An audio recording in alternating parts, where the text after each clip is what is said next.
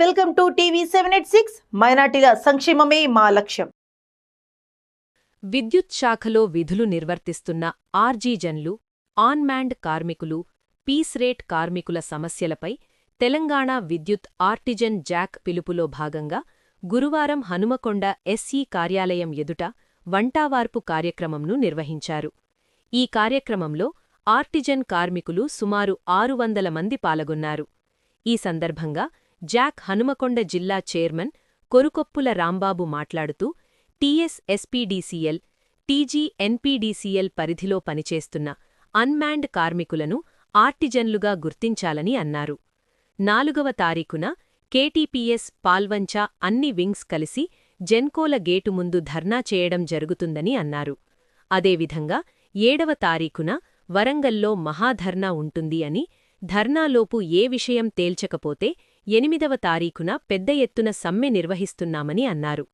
ప్రభుత్వం కార్మికుల సమస్యలను, డిమాండ్లను పరిష్కరించాలని వారు ప్రభుత్వాన్ని కోరారు. వారికి మరియు సీఎం గారికి ఈ యొక్క విషయాన్ని తీసుకుపోతున్నాను పొద్దున్నే వారు కూడా వెళ్ళడం జరిగింది.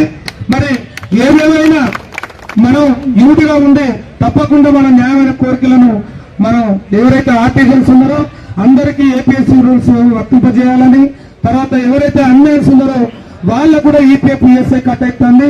ఈ ఆర్టిజన్ అనేది వద్దు, మళ్ళీ మీకు కూడా ఏపీఎస్సీ రూల్స్ వర్తించేటట్టు బేషరతుగా వన్ టైం సెటిల్మెంట్ లెక్క ఇప్పుడైతే ఎవరికైతే. నా పేరు కోరుకుప్ల రాంబాబు, హన్మకొండ జిల్లా జేఏసీ చైర్మన్. మేము 10 యూనియన్ల మద్దతుతోటి కింది స్థాయి ఉద్యోగులమైన మేము ఆర్టిజన్, అన్మ్యాండ్,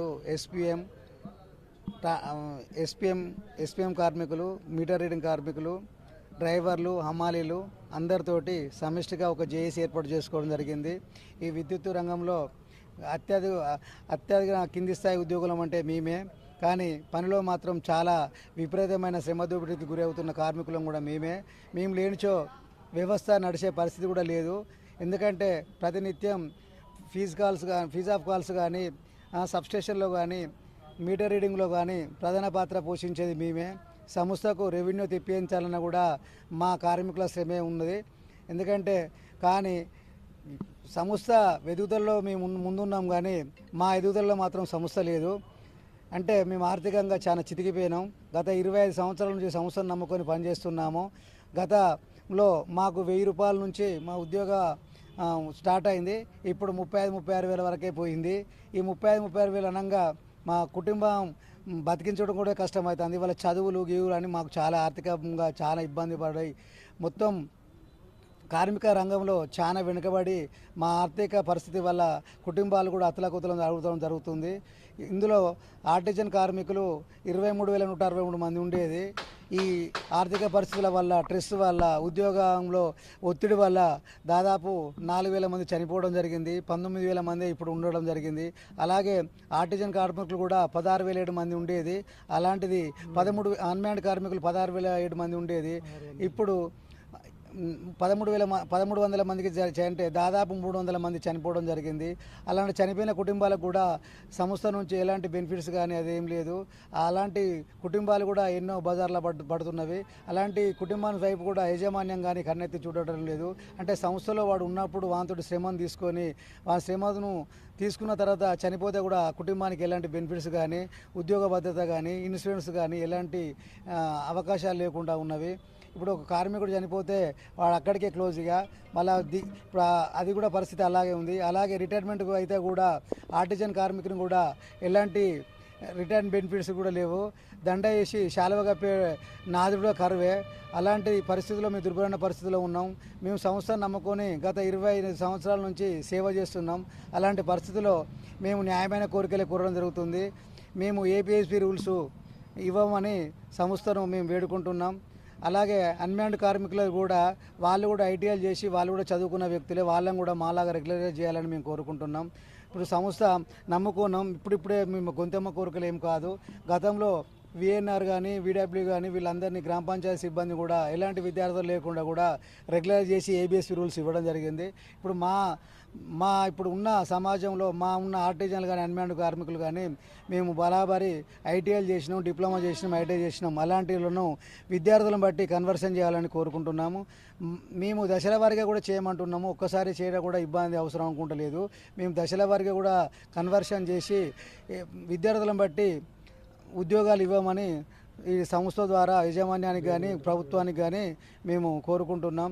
లేని ఏడల మేము దశల వారి ప్రోగ్రాం చేస్తున్నాము. గత నెలలో ఎస్పీడీఎస్ ఆఫీసు ముందు ధర్నా చేయడం జరిగింది. అక్కడ కూడా ఏం రెస్పాన్స్ రాలేదు యాజమాన్యం నుంచి కానీ ప్రభుత్వం నుంచి కానీ. మేము దశల వరకు జేఏసీ ఏర్పాటు చేసుకొని ఒక ప్రోగ్రామ్ సెట్ చేసుకోవడం జరిగింది. 26వ తారీఖు 30వ తారీఖు డివిజన్ వైజ్గా మేము డివిజన్ వరకు ధర్నా చేసుకోవడం జరిగింది. ఇవాళ 2వ తారీఖు వంట వార్పు ప్రోగ్రాం ఉన్నది. మళ్ళీ 4వ తారీఖు అన్ని పవర్ జనరేషన్ స్టేషన్లోనూ ట్రాన్స్కో కానీ జెన్కో కానీ అక్కడ 4వ తారీఖు నిరసన ధర్నా చేయడం జరుగుతున్నది. మేము ధర్నాలు చేస్తున్నాం కానీ డిపార్ట్మెంట్కి కానీ సంస్థకు కానీ ఎలాంటి ద్రోహం చేస్తలేము. మా విధులు నిర్వహించుకుంటూనే మిగతా కార్మికులతోటి మేము ధర్నా కార్యక్రమాలు చేస్తున్నాము. విధులకు ఎలాంటి ఆటంకం చేయడం లేదు. అలాగే ఇప్పుడు 26వ తారీఖు అయిపోయింది, 30వ తారీఖు అయిపోయింది. ఇలా 2వ తారీఖు వంట వార్పు కూడా సక్సెస్ జరిగింది. 800 మంది కార్మికులతోటి వంట వార్పు ప్రోగ్రాం కూడా సక్సెస్ చేసుకోవడం జరిగింది.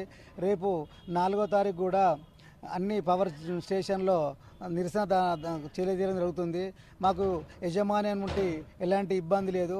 వారి పూర్తి సహకారాలు సిఎండి గారి నుంచి ఏఈ వరకు మాకు పూర్తి సహకారం ఉంది. మాకు చేయాల్సిందంతా గవర్నమెంట్ కూడా బట్టి విక్రమార్క గారు పాదయాత్రలో కూడా మాకు అప్పుడు ప్రామిస్ చేయడం జరిగింది. మన ప్రభుత్వం రాగానే వెంటనే మీ సమస్యలను పరిష్కరిస్తా అని చెప్పడం జరిగింది. ఆయన కూడా మేము చేసే ధర్నా కార్యక్రమంలో కూడా పాల్గొని తన విషయం చెప్పడం కూడా జరిగింది. అధికారం వచ్చి 3 సంవత్సరాలైనా కూడా ఎలాంటి స్పందన లేదు, ఎలాంటి మార్పు లేదు. ఇప్పుడు కింది స్థాయి ఉద్యోగం చాలా ఇబ్బంది పడాల్సిన పరిస్థితి ఏర్పడుతుంది.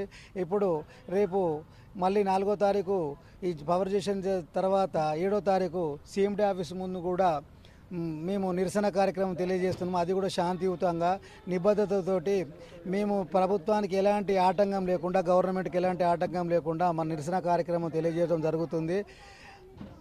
7వ తారీఖు కూడా మా విషయంలో స్పందించకపోతే 8వ తారీఖు ఉదయం 8 గంటల నుండి మా రాష్ట్ర పిలుపు మేరకు మేము సమ్మెకు వెళ్ళిపోవడం జరుగుతుంది. మాకు అన్ని ట్రేడ్ యూనియన్ల 10 ట్రేడ్ యూనియన్ల సంఘం మద్దతు కూడా మాకు ఉన్నది. వాళ్ళ సపోర్ట్ కూడా మాకుంది. మేము జేఏసీ ఏర్పాటు చేసుకొని అందరి సహాయ సహకారాలతో ముందుకు పోతున్నాం. మాకు ఇటు యాజమాన్యం కానీ అటు యూనియన్ లీడర్లు కానీ ప్రభుత్వానికి నివేదించి మా జేఏసీ తరపున వాళ్ళకి ధన్యవాదాలు తెలియజేసుకుంటున్నాను. వాళ్ళు కూడా మా తరపున ప్రభుత్వానికి యాజమాన్యానికి విషయం తెలియజేసి మా సమస్యను తొందరగా పరిష్కరిస్తారని ఆశిస్తున్నాను. Thank you.